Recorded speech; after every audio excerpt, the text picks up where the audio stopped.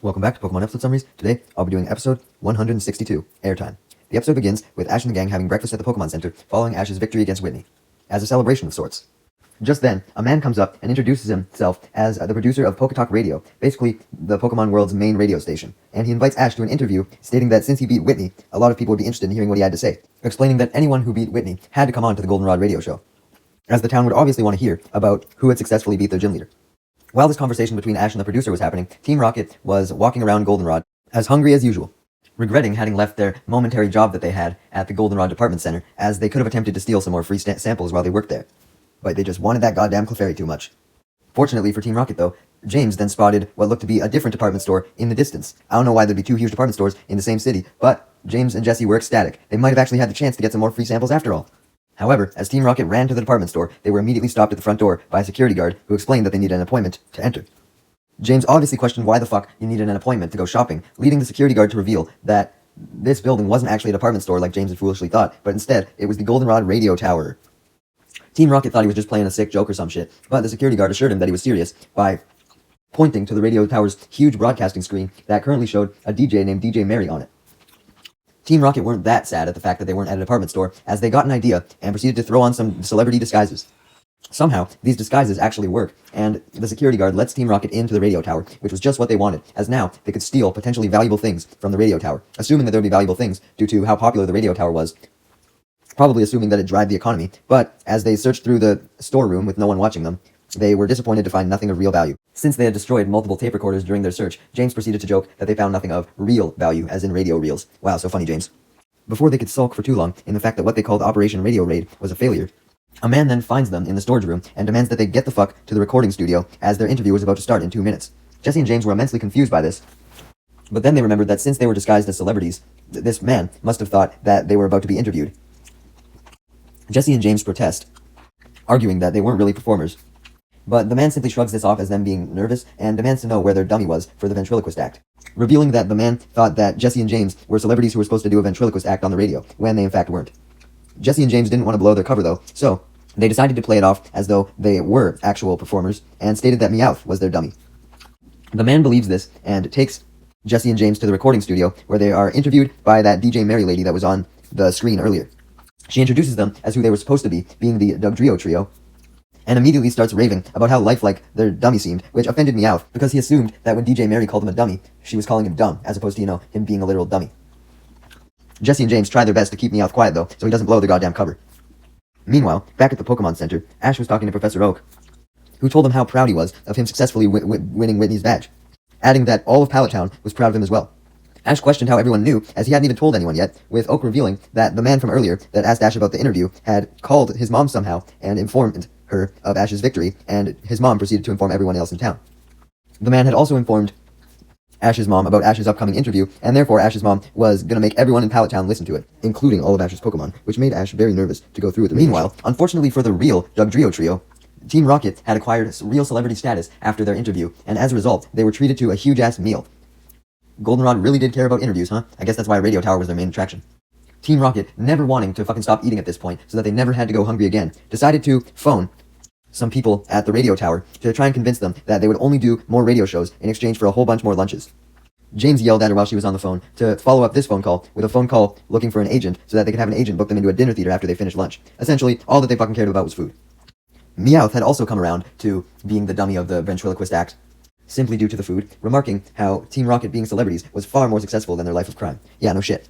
Meowth is then cut off when they hear an announcement over the radio tower's PA system that was instructing Ash to go to the recording studio, as he was about to get interviewed.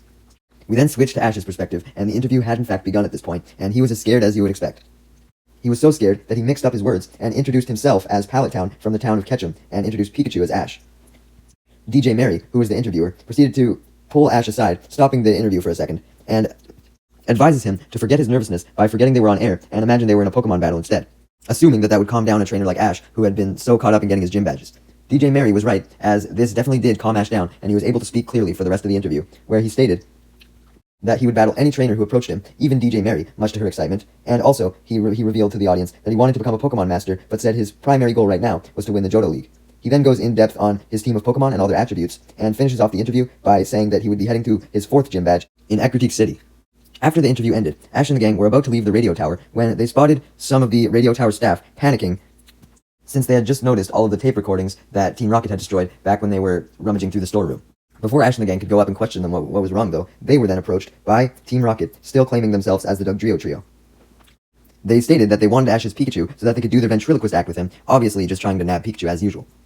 Ash doesn't realize this due to their Dugtrio Trio disguises, and decides to hand Pikachu over, but thankfully, just as he was about to, the conversation is interrupted by the producer of Poketalk Radio, that was initially the one who asked Ash for the interview at the beginning of the episode, who proceeded to explain to Ash and the gang and Team Rocket about how all those radio tapes were destroyed, and now they had nothing to put on air, since those tapes were for today's scheduled radio drama.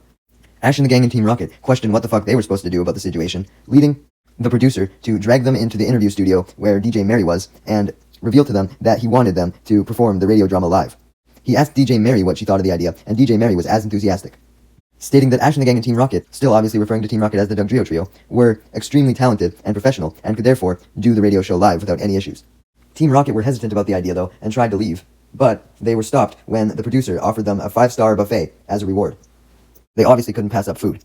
As for Ash and the gang, Misty and Brock were very eager to do this live show, and immediately agreed, but Ash on the other hand was nervous, so he declined. Jesse then yelled at him for declining though, thinking he was too much of a wimp, and this pissed Ash off, so he decided to agree, somewhat comforted by the fact that DJ Mary would be involved as well, as she was going to be the narrator for the radio drama. Right before the radio drama begins filming live, Team Rocket huddle up with each other and confirm their plan to steal Pikachu during the show. The live show, known as Brave Prince Goldenrod, then begins with Ash, Brock, Misty, and Team Rocket all playing different respective characters, with DJ Mary playing the narrator. The play began with the main character Prince Goldenrod, portrayed by Ash, and his two companions, portrayed by Brock and Misty, returning from a long Pokémon journey. They all agreed that they were very excited to return to their home, being Goldenrod City. They were riding home on a Charizard when suddenly the Charizard was forced to land as a sandstorm had picked up. He fortunately lands close enough to Goldenrod City, so Prince Goldenrod and his companions are able to make it there, but when they do, they find that the sandstorm had already decimated the place, as all Prince Goldenrod could see was his castle, while the rest of the town was completely buried. He then runs over to the castle, panicking that something might have happened to his parents, Queen and King Goldenrod, who were played by Jesse and James respectively, and is relieved to see that they were safe when they come out when they hear his calls. Prince Goldenrod expected his parents to be happy to see him after all this time, but they showed no happiness, and instead, Queen Goldenrod simply asked Prince Goldenrod for a Pokémon battle. Before Prince Goldenrod could even respond, Queen Goldenrod sent out her Meowth and had it scratch Prince Goldenrod in the face. As you can imagine, this Meowth was played by Team Rocket's Meowth, and despite this being a show, Meowth then proceeded to scratch Ash in real life as well, not bothering with any theatrics. Like, essentially, it was like if an actor killed an actor in real life when they killed their character in a movie, if that makes sense. This, of course, leads Ash to quickly break character and question Team Rocket on why the Meowth had just scratched him like that, stating that the scratching wasn't even in the script, with Jesse simply stating that they felt like improvising. Fucking cunts. DJ Mary then realized how Jesse had technically changed the script by doing that scratch, so she was forced to improvise and change the show last minute, explaining as fast as she could, through her narration, that the reason why Meowth scratched Prince Goldenrod was because he thought that he could be an imposter, due to his disbelief that Prince Goldenrod was still alive. The radio show then continues on as normal for a little while, as King and Queen Goldenrod show their son, the Master Stone, now knowing that he wasn't an imposter. But as Prince Goldenrod questions what the fuck the Master Stone was, being distracted by how bright it was, the Queen then pushes a secret pitfall trap, and Prince Goldenrod and his two companions are trapped in a hole, much to Jesse's delight, as she didn't even have to change the script that time to get Ash and the gang inside a hole. Anyways, back to the show. Because of the King and Queen's actions, Prince Goldenrod comes to the conclusion that they were the imposters, being from the villainous Gyarados Guild, the main antagonist of the show. Jessie was thrilled to be the main antagonist of the play, but she didn't like the name fucking Gyarados Guild, so she changed the script yet again, butting in that they were not from the Gyarados Guild, but from the all-powerful villainous team, Team Socket, not wanting to blow their cover as Team Rocket, but wanting something as close as possible. Jesse changes the script further, stating that Team Socket had come from 3,000 years in the future to steal the Master Stone. Ash and the gang go on with the show regardless, as Prince Goldenrod calls for his Charizard, who proceeds to attack Team Socket with a flamethrower. Prince Goldenrod then instructs his two companions to keep Team Socket at bay, while he rides off on his Charizard to go searching for his real parents. He finds them in a dungeon, and his real parents tell Prince Goldenrod to stop Team Socket from escaping at all cost. However, it was too late, as Team Socket had defeated Prince Goldenrod's companions and had escaped to a hole leading to the underworld. Jesse isn't pleased with this underworld bullshit though, and changes the script to something more interesting, which was that the hole actually led to a time warp 3,000 years in the future, desiring to go back, now with the Master Stone. DJ Mary panics at the changed script, not knowing how to explain this to the audience, but thankfully Ash and the gang were able to improvise with Jesse's changes quite well, sticking to the script, just replacing everything regarding the underworld with a time portal to the future instead. Prince Goldenrod and his companions jump through the portal as well, and demand Team Socket to return the Master Stone, but they refuse, as Jessie changes the script even more, having Meowth transform into a Meowth rocket, and Team Socket then boards it and goes into space, leaving a missile behind to try and kill Prince Goldenrod and his companions. DJ Mary knew that she had to do something to stop the villains from winning the radio show, so she decided to improvise to counter Jessie's improvising, and narrates that Prince Goldenrod just barely managed to board the rocket with Team Socket as it took off. Knowing that DJ Mary was now okay with improvising, as long as it made the show get somewhat back on track, Ash decided to do some improvising of his own, as he then sent out his Chikorita and had it use Razor Leaf on the Meowth rocket's antenna, which caused it to stop flying, cutting off their only source of navigation. Seeing that the show had now entirely gone to shit anyways, this is when Team Rocket decides that they should initiate their plan of stealing Pikachu. So, Jessie makes one final adjustment to the script,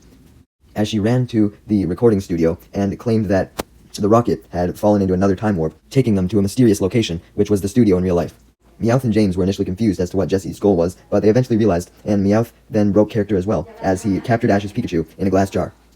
And Team Rocket then threw off their disguises, said their usual motto, and ran off to the rooftop of the radio tower. Ash and the gang chased after Team Rocket, not acting whatsoever at this point, but despite this, DJ Mary still continued to narrate as if all of this was part of the radio show, not wanting to ruin it. Ash and the gang eventually reached the roof, but finds that Team Rocket was already making their escape in the Meowth balloon, and Jessie then sent out her Arbok to use Poison Sting on Ash's Chikorita, but thankfully, Chikorita was able to dodge and strike with Razor Leaf. This causes one of the ropes on the balloon to get cut off, which in turn causes the balloon to shake, making James drop Pikachu's cage. Ash catches the cage as it drops, which shatters the cage, allowing Pikachu to jump back into the air and finish Team Rocket off with a Thunderbolt, sending them blasting off, causing an explosion. With Team Rocket gone, DJ Mary then narrates the end of the radio show, improvising that with Team Socket gone, Prince Goldenrod and his companions went back in time to Goldenrod Castle with the Master Stone in hand, as it then floated up into the sky and used its magical powers to restore Goldenrod City back to its original state before the sandstorm. DJ Mary then stops the recording, leading everyone to sigh of pure relief and the producer to congratulate everyone on a successful show, not caring at all about the interruptions, as he was sure the audience would have found what had just transpired more exciting anyways. The episode then ends with Ash and the gang leaving Goldenrod Radio Tower and Goldenrod City in general, as they continue on to Ash's 4th gym badge in Ecruteak City, just as Ash had planned. We then see one last scene from Team Rocket, who had blasted off into a tree, when suddenly the real Dugtrio trio comes up to them and asks for directions to the radio tower, explaining that they had missed their ventriloquist show. This leads Team Rocket to realize that they now had no chance of becoming celebrities, as the real Dugtrio trio would eventually make their way to the radio tower and reveal that they were the real ones. They simply ignored the Dugtrio trio and cried at the fact that their fame was now gone, falling out of the tree in the process. Jessie then suggests to herself that maybe she should just quit Team Rocket and join a theater group, but realizes that she wouldn't be able to handle it because she hated working with amateurs, insinuating that she was still mad at Ash and the gang for ruining the show, although she was the one who messed it up in the first place.